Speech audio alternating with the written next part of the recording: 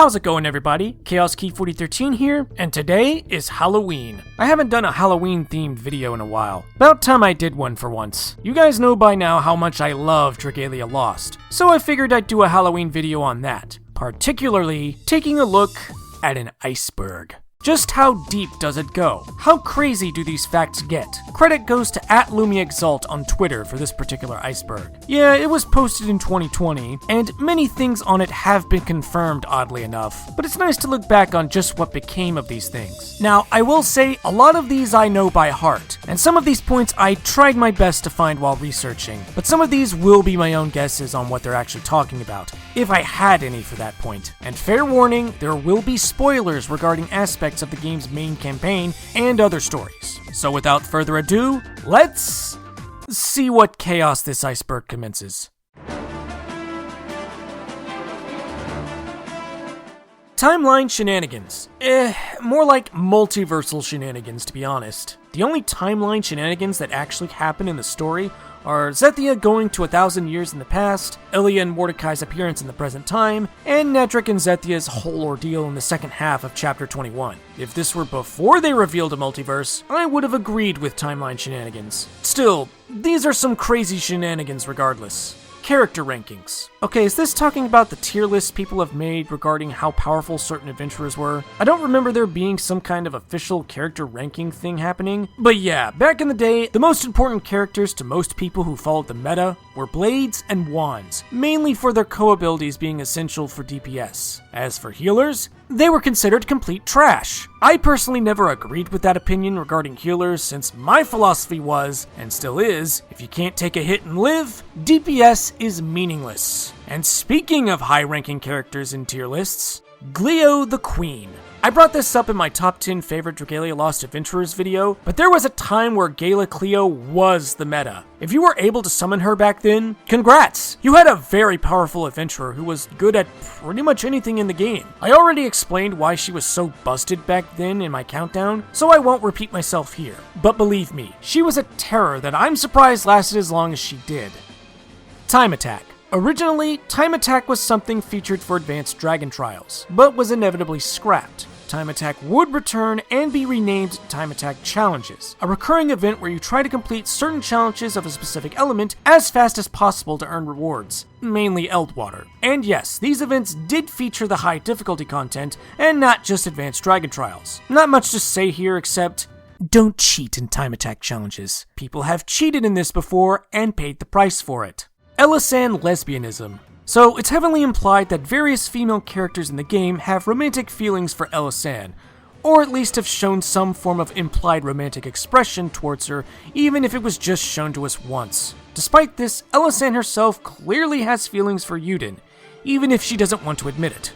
Some noteworthy individuals to point out are Vanessa, Alex, and surprisingly Shell, despite her clearly having implied romantic feelings for Leaf. But the biggest example of a female pining for Elisan is Julieta. Now, regarding Julieta, I don't know if it's just in the English version, but it's explained that she has high admiration for Elisan, and that's why she acts the way she does around her. But come on, she's clearly showing some kind of affection towards her, going so far as to call her my Ellie at times.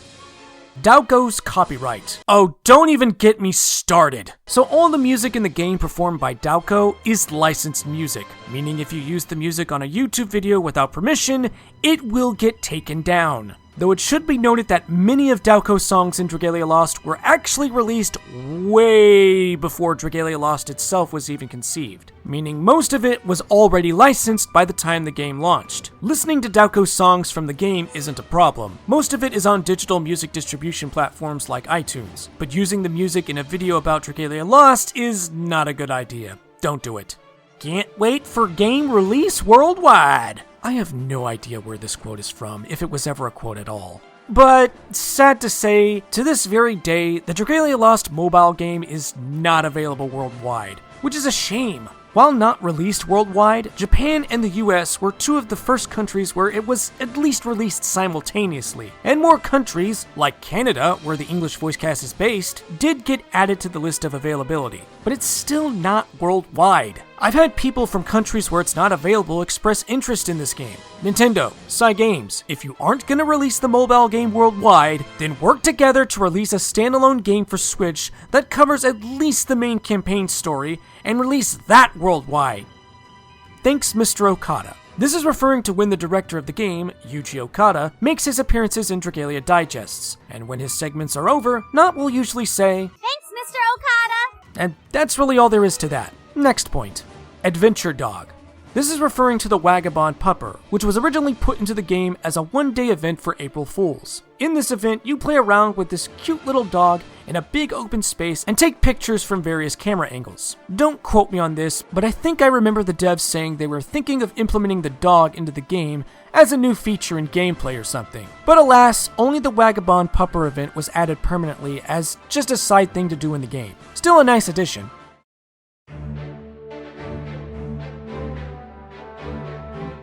Makoto, Valix, Nefaria, lighter skin tone. I don't remember a time where they had lighter skin. I've always remembered these characters having darker skin. I know Makoto's design was carried over and repurposed from Knights of Glory. Maybe it's referring to that? And I mean, I guess Summer Makoto's portrait makes it appear like he has lighter skin, but his two adventurer models have the same dark skin tone. If anyone knows about this, let me know in the comments. I'm curious to know where this came from. Arguable canonicity... Okay, that's not a word. I think you mean arguable canonicity of events. I think this is referring to exactly where the periodic events fit into the actual timeline of the main campaign. Some are easy to point out. Forgotten Truths and Dawn of Dragalia take place in the past. The 2021 summer events take place when the main cast is in North Grastea. The Persona 5 Strikers crossover event takes place sometime after Chapter 14, and possibly 15 and 16. And it's very clear the first year's events take place within the first full year of events, as the A Sweeping Retrospective event mentions many past events from the first year up to the end of 2019. But most of the ones after 2019, save for the New Year's events, and the ones I mentioned earlier, can be difficult to pinpoint where they take place. Party Prince. In relation to the last point, despite all of this stuff that happens in the main story, Yuden can take the time to do all these events, with many of them involving throwing parties. I mean, it's not like the other is hard at work rampaging the land, killing dragons, and having his army burn villages to the ground. Oh wait, he is. I think Leonidas put it best. It's frivolous nonsense. But I guess that's why we love it so much. Heinwald is Nyarlathotep. At the end of the Accursed Archives Facility event, Heinwald has an interesting exchange with Nyarlathotep, and at the end of this exchange, Nyarlathotep takes on Heinwald's appearance. At the end of the Stirring Shadows story, Heinwald appears before Akasha, and hints even more that there's more to him than is being told. I'm convinced they're both separate people, but there is a possible connection. It's an interesting theory, one that probably will be touched upon in the future. Boom.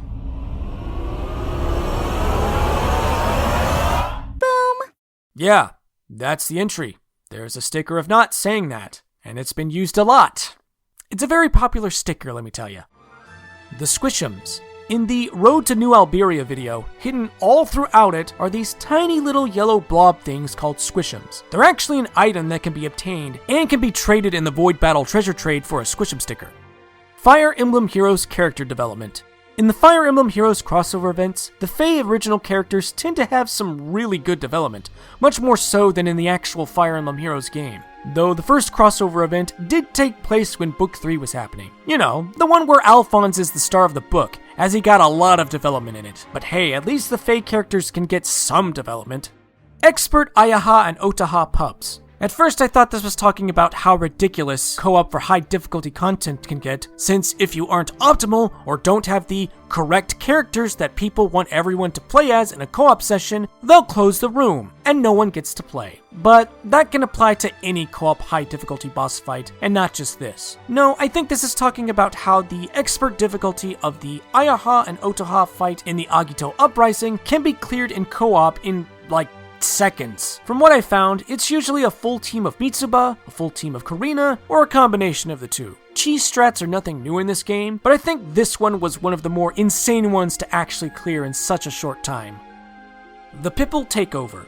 So in Pipple's adventurer's story, Pipple at last becomes a part of a tasty dish, a dream that he had long hoped to achieve. As a result, he was eaten up. Fortunately, he left behind seeds that were planted, and from these, many Pipple were born. it's implied all of them are the same individual Pipple we know, and he shares some kind of mental network to control the other Pipples.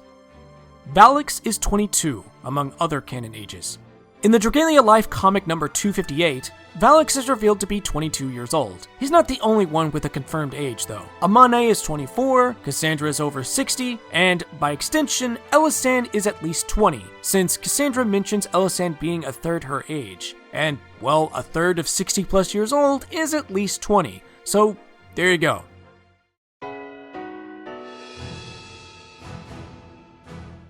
Removed unused stickers. In the 1.7.1 update, 3 well-known stickers, including the famous Nope, were removed. I'm guessing this was done so people don't harass other players, which is understandable. As for unused stickers, I'm gonna assume they're the ones that weren't picked in those voting polls that were held on Twitter to add new stickers to the game. Guy who made 5 Max Unbound 6-star Tier 1 Flame Lances. At first I thought this was talking about YouTube user living like Log, since he used to do streams of him playing the various high difficulty content in the game. But upon further research, it's actually Twitter user at 3star Lancer, aka Renji, who made the 5 Max Unbound 6-star Tier 1 Flame Lances. Dang, that's some dedication, good sir. Summer Patia in Japanese. Like Sairi in Fire Emblem Heroes, when Summer Patia was released, her English voice was unable to be added to the game at the time due to a certain pandemic that's still going on. Like with all monthly special events, characters that appear in the event will make appearances on the home menu screen with voice lines referencing the event. Patia was one of the characters that appeared during the Doomsday Getaway Raid event's original 2020 run, but was voiced in Japanese while everyone else was speaking English, assuming you had the voices set to English. Summer Patia's English voice was then added at essentially the very end of the event, and since most people had probably progressed to the end of the story, the only adventurers to appear on the home screen were Sonoa, Norwin, and Amane. This meant players wouldn't get to hear the recorded English voice lines for Summer Patia on the home screen until the Doomsday Getaway's second run in 2021. On a similar note, Summer Cleo appeared on the last special home screen for the Toll of the Deep facility event, voiced in Japanese. Ours is a bond that transcends land, sea, and surf alike.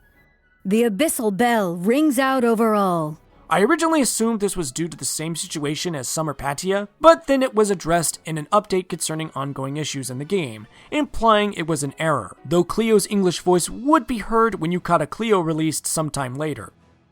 Yuden is not the real Yuden. So, spoilers for chapters 11 through 19, but Yuden has been hinted at not being the actual 7th Saiyan for a long time. This all came to a head in chapter 15, when it's revealed that Nedrick is the true 7th Saiyan, and Yuden is not. Fast forward to chapter 19, where the truth about who our Yuden really is was revealed. He is a being created by Finlorda using fairy magics, dragon blood, and the flesh of the other. There's a lot of detail to all of this, and I recommend playing the game or looking up the main story for yourselves. The Cubes. Chapters 10 through 15 feature special boss fights against these weird cube bosses themed around certain elements. What's interesting about these bosses is all of their attack names are cryptic messages, one of which will be mentioned later. Basically, these cryptic messages have to do with space and the efforts humanity has done to get to space. For example, the first cube boss has attacks named in weird lines of text consisting of numbers and letters that, when decoded, appear to reference the New Horizons space probe that flew past Pluto. This is interesting because Pluto is the Japanese name for the great worm known in English as Thonius. And on that note, I'm sorry, but I'm diverging into a brief tangent/rant. This is pronounced Thonius, not Chthonius. Don't believe me? Anthonius, Anthonius, Anthonius. The name is based on the words Thonian and Thonic, which refer to the underworld, and since Thonius is called the Netherworm, this name makes a lot of sense. So we good? Good. Normal leaf/mim cryptids. Okay, why the word cryptids? Anyway, I'm fairly certain this is talking about normal models and adventurer portraits for normal leaf and mim. The portraits I know were featured in the official art book. As for the models, well, there is no adventurer model for normal mim. So Gala Mim is the default model they use for Mim in things like the anniversary home screen, the Road to New Alberia video, and Dalco's anniversary music video. As for Normal Leaf, his model appears in Chapter 9 of the main campaign and the Colosseum in the Fire Emblem Kindred Ties event, which you can find in the event compendium. Oddly enough, he is featured in the Light Element trial, despite Gala Leaf being a wind adventurer, though a Light Element Leaf would eventually be released in the form of Civilian Leaf. Mim has 2 English VAs. Mim is normally voiced in English by someone named Kelly Marie, who sounds an awful lot like, but when Halloween Mim released, Mim's voice in English changed to Tabitha St. Germain. I think many of us thought she had taken over the role permanently, since Miriam, the original Mim, is also voiced by Tabitha St. Germain. But then Summer Mim released and was voiced by Kelly Marie. So, was there some kind of contractual issue, and that's the reason why she didn't voice Halloween Mim, but then the issues were sorted out and Kelly returned to the role? Yeah, this is very confusing. Let's hope things stay consistent from now on, please. The key to perdition. At first, it was stated Elisan was the key to perdition, but as more lore was exposed, we learned the key to perdition can be created by sacrificing the life of individuals who are either the descendants of the goddess Ilia, or Mine, or descendants of the Diurnal Empire, for these people contain the mana necessary to forge the key to perdition needed to break the seal of the Scrolls of Perdition, which are an anecdotal historical account that Mine wrote down, split apart, and scattered into the otherworld. This is why the Perditionists are eager to acquire the key, so they can access the scrolls and learn of their true secrets. But it's a waste of time. Joachim's sister. Joachim, a military operative from Svenitla, had a sister that died 7 years prior to current events in a battle in the war against Barth. Joachim was leading the Svenitlan platoon during this battle, but the enemy performed flank maneuvers to attack the Svenitlan supply line, where Joachim's sister was aiding with medical assistance. He blames himself for getting his sister killed in battle, and in fact, it's this very incident that is the reason why Joachim never wants to be promoted, because he doesn't want to have all those lives in his hands. I'd recommend reading his adventurer stories for yourself to see how he develops from this tragic past. Normal Cerise could be playable.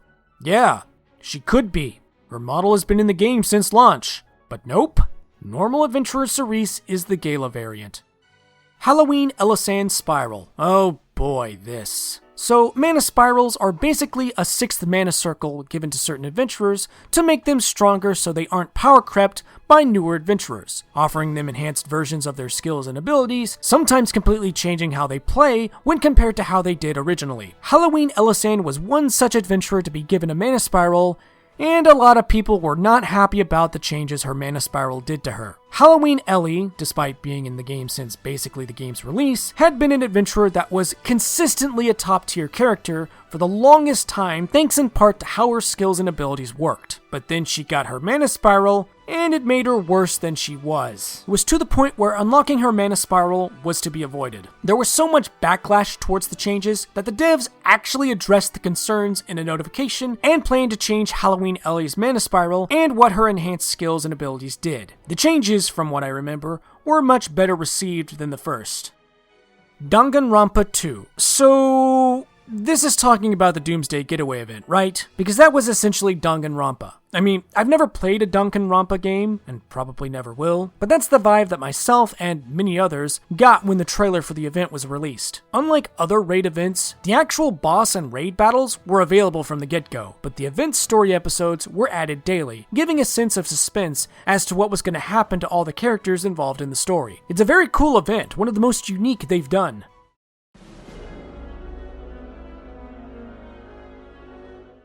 Zena's mask is an Agito mask. I can see the similarities, but I don't buy this at all because that would most likely imply that Zena would have known something about the Agito, which she doesn't. Halidom level 11. For the longest time, the Halidom's level was capped at 10. This level cap was implemented on December 26th, 2019. But clearly a level 11 could happen because there was a spot on the Halidom map where an additional section for facilities could open up. It wouldn't be until May 28th, 2021, when the ability to level up the Halidom to level 11 would be possible. Seriously, about a year and a half after the last level cap? I mean, it was clear new facility events would happen, but I guess the low frequency of these events didn't really require a new section of the Halidom to be necessary at the time. Lucky Hanetsuki Paddle. Oh, I remember this. So this was a special 5-star weapon released for the first New Year's event, and was Available in a special pack for purchase. Yeah, I didn't buy this and missed out on it. I'm very surprised this hasn't been added back into the game as a weapon skin. And now watch it be added as a weapon skin bonus for the Alberian Battle Royale during the coming New Year's event. High Zodiac Spin to Win. If I'm not mistaken, this is something that was patched out and can't be done anymore, but videos do exist of this happening. So basically, in the High Zodiac boss battle in co-op, have someone constantly circle around Zodiac so that he will target that player. This will cause Zodiac to spin around and not attack, allowing the other players to attack him until they win. This tactic took a while, but it worked. Summer Luca Human Ears. So for those that don't know, Sylvans, like Luca, only have one pair of ears. They're rabbit ears. But apparently, and I sadly can't find any images of this besides the notification, Summer Luca, for a brief time, had human ears when on the home screen. It was addressed in a notification and was patched out. Nephrin. Nephrin is a character from a previous Cygames game known as Knights of Glory. In fact, this game had a lot of character and dragon designs that would be reused and repurposed for Dragalia Lost, like the previously mentioned Makoto. Anyway, this character appears in the Braving the Unknown 4-star worm print, but she has never made any other appearances in the game, nor has she been added as an adventurer as of this video. There have been several instances of characters that appeared only in worm prints, but weren't added to the game as playable until much later. There are still a few that follow this trend and have yet to be playable, but many of the earliest characters to first be featured in worm prints have already been added to the game. Nephrin is one of those earliest characters, but she still isn't playable. Based on her design, she seems like someone who could be added for a Halloween event. We'll just have to wait and see. Encyclopedia. So the Encyclopedia feature currently in the game under Knott's Notes was announced during the first anniversary Dragalia Digest in 2019, and was promised to be added when the 1.5 year anniversary arrived. And then the 1.5 year anniversary came, and it, along with some other promised features, weren't released. Now, the feature not being released was most likely due to the pandemic, but Okada at least went into further detail as to what would be in the Encyclopedia feature. Then the second year anniversary digest released, and the feature was delayed, again, most likely because of the pandemic. But Okada reassured us that it was coming as development was in full swing. It wouldn't be until the 2.5 year anniversary digest in 2021 that the feature would finally be implemented as part of Knott's Notes, and by then, the encyclopedia was different from what was initially detailed, but not by much. Still, I really like this feature. I love the summoning animations. Very cool for use in videos like these. Now, if only they can add the exclusive voice lines from Summon Showcase previews so I wouldn't have to record them before the showcases are gone. He, him, Lazri. I didn't notice this when the original run for the Flames of Reflection event happened, but the character Lazri was referred to by male pronouns. But it turns out this was an error in translation, and that Lazri was actually female. Checking the story in the event compendium, yeah, they fixed it. Lazri is referred to by female pronouns.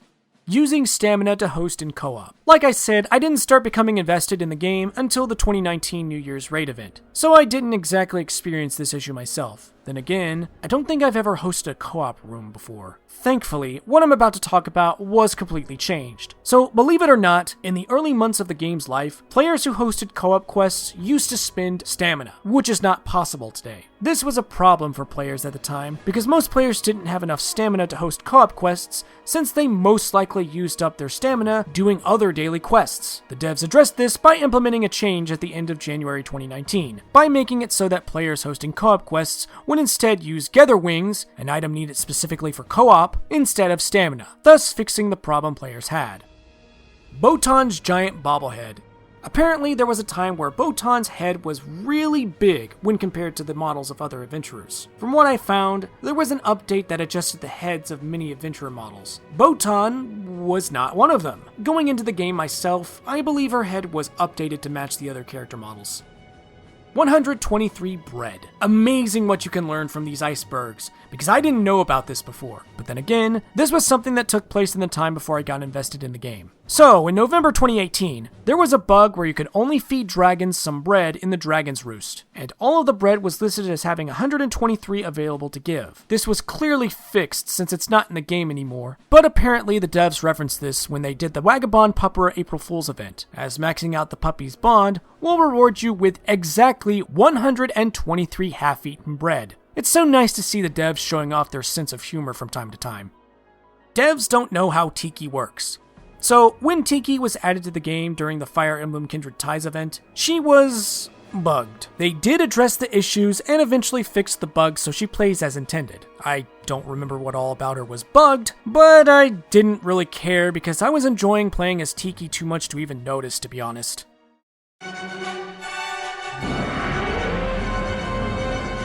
Yuden Horse Guy.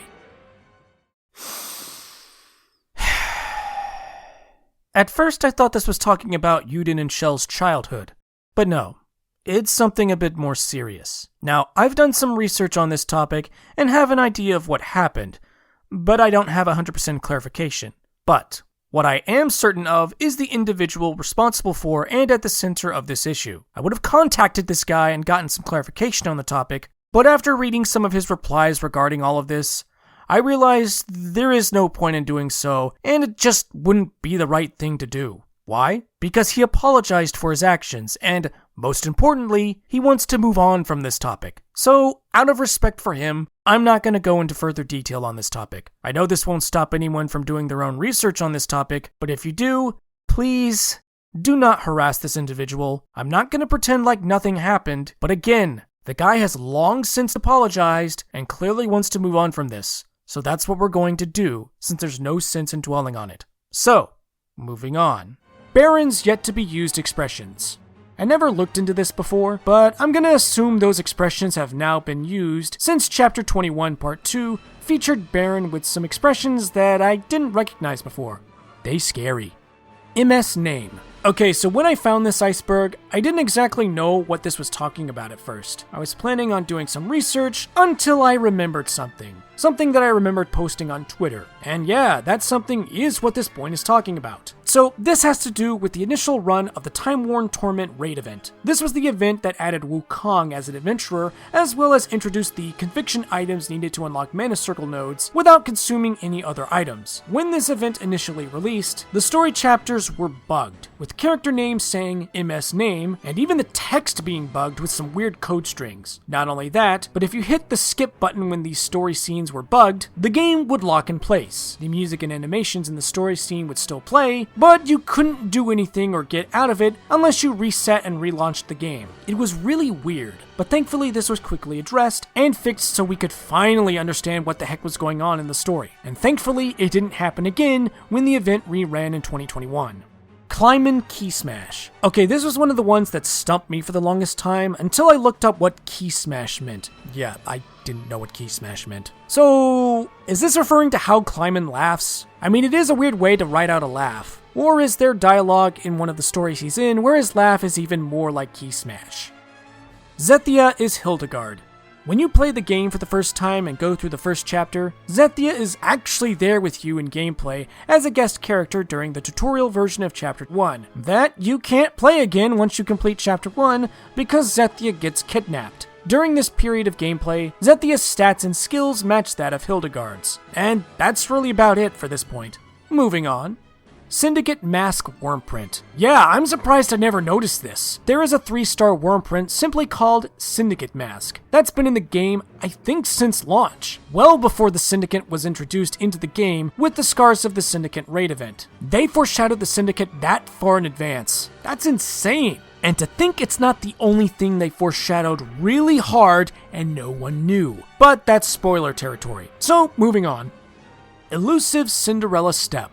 So, occasionally, during the early months of the game's life, a second home menu theme called Cinderella Step by Dalco would play, and the game would alternate between that and the other menu theme, Bokurano Network, also by Dalco. I don't know what the trigger was for the song to play. I think it's completing chapters in the main campaign? I don't remember. It's been a while. But eventually, there came a time when Bokurano Network became the permanent home menu theme, and Cinderella Step was never heard from again until the first anniversary, where a feature was added that allowed players to select which menu theme they wanted playing, which currently includes Bokurano Network, Cinderella Step, a then new menu theme called Heike Goodbye Sayonara, and occasionally Anniversary, which appeared when certain celebratory milestones were met, like anniversaries.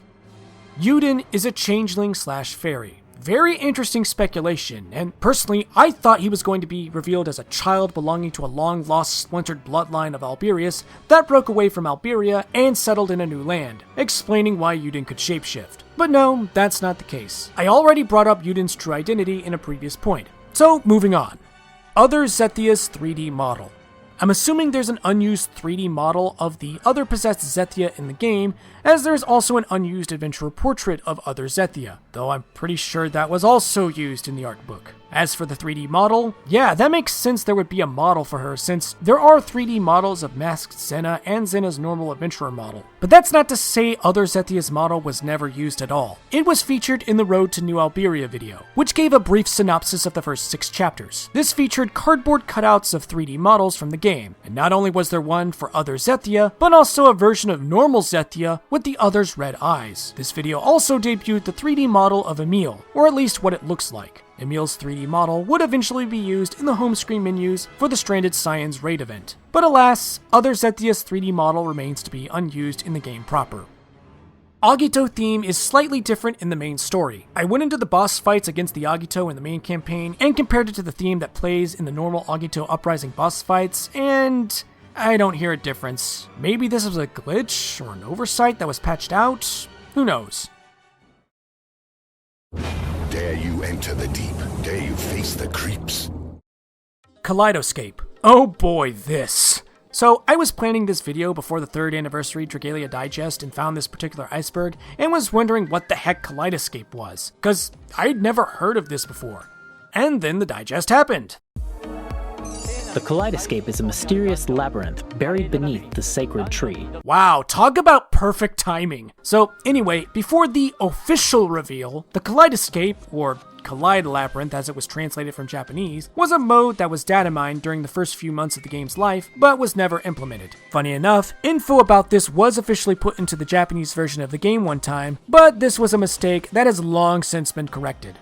That being said, the data mine of the mode revealed various images and UI, and the stuff in the code for this then unused mode referred to unique items that had never been used in the game, the fact that the mode was focused on weapons, and, well, a labyrinth map. Alternatively, the Kaleidoscape was apparently the beta name for the Mercurial Gauntlet? Regardless, it wasn't until the 3rd anniversary digest that the mode was finally announced. And indeed, it is a labyrinth mode. There's not much left to say since it's official now, but it's just so crazy that it took this long to officially release. And it looks really interesting. I'm looking forward to it. Unused lance and staff. There are unused weapons, a lance and a staff, in the game's files, though it's possible these were placeholders since, while they have models, the unused staff has a recolored version, World's Fulcrum, a weapon that was once obtained in Void battles, specifically Void Poseidon Strike. But with the changes to crafting weapons in version 2.0.0, this weapon goes unused as well. Or maybe it's a weapon skin and I just don't know how to unlock it? Light Sword Knot. There are unused files in the game suggesting Knot might have been playable a lot sooner. Or this could have been a placeholder until Knot was properly added as an adventurer. There is an unused portrait as well, but again, art book. And yes, she was a light sword. Celiera Glitch. I believe this has been patched out, but like the High Zodiarch exploit, videos exist of this. So, in the past, there was a glitch with normal Celiera, where if you used her second skill, she would freeze in place. Even if her HP dropped to 0, she'd still be in the same frozen stance caused by the glitch. Secret Cube website. I told you the cubes would appear again in the video. So the Chapter 15 cube boss had more secret messages that could be deciphered. But this time, deciphering this code through some very elaborate means resulted in a QR code which leads to this special page on the Dragalia Lost website. As you can see, there's a lot more code to decipher. Through more elaborate deciphering, you get this message. First, I embarked into the great unknown, but once there, I lost my way. Second, I tried calling out, but no sound came. Third, I spied a great tower. It made me long for companions to play with.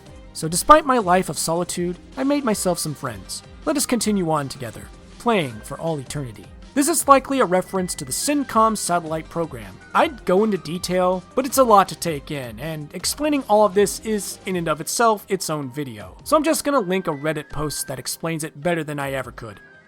implied nightmare Agito. This was a tough one to research, and even I'm uncertain if what I found refers to it. But apparently, this is referring to the Agito's masks, and that they're actually controlling the Agito themselves, twisting their goals and ambitions, and thus are what give them their nightmare forms, the forms that they take in the second phase of each Agito boss fight. As shown in Chapter 15, Valix was able to remove his mask through sheer willpower. This meant that it might have been possible for the Agito to break free of their masks, but that never happened. Megadoth, Dane, Troy, Logan and Gilda, Masamura, etc. Looked these names up, and I have absolutely no idea what this is talking about, other than the fact that some of these are a part of names of weapons and weapon skins in the game. If you guys know anything about this, I'm interested in finding out what this means. And lastly,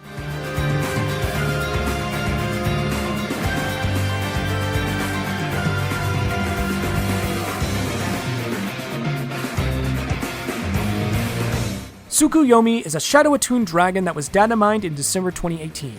And while there's no 3D model, a dragon portrait exists. Like many designs in the game, Tsukuyomi's design is reused and repurposed from Knights of Glory. However, as of this video, this dragon has never been released and thus currently goes unused. Now, why do I say currently goes unused? Well, despite not being added to the game, Tsukuyomi would eventually be name dropped at the very end of the Cursed Connections New Year's 2021 raid event by the character Yoshitsune, though it's unclear if she's referring to the unused dragon or someone else with the same name. But considering her name is Tsukuyomi, and given Hinamoto is heavily Japanese inspired, it would make sense for Tsukuyomi to be connected to Hinamoto. Maybe Tsukuyomi will make an appearance in the 2022 New Year's event with the recently revealed character Izumo. We'll just have to wait and see.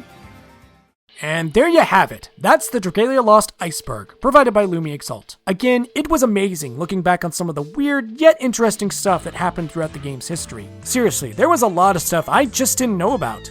Love this game. Wonder what kind of weird, obscure stuff the game will offer us next. Only time will tell. I'm Kioski4013. See you all next time, and happy Halloween!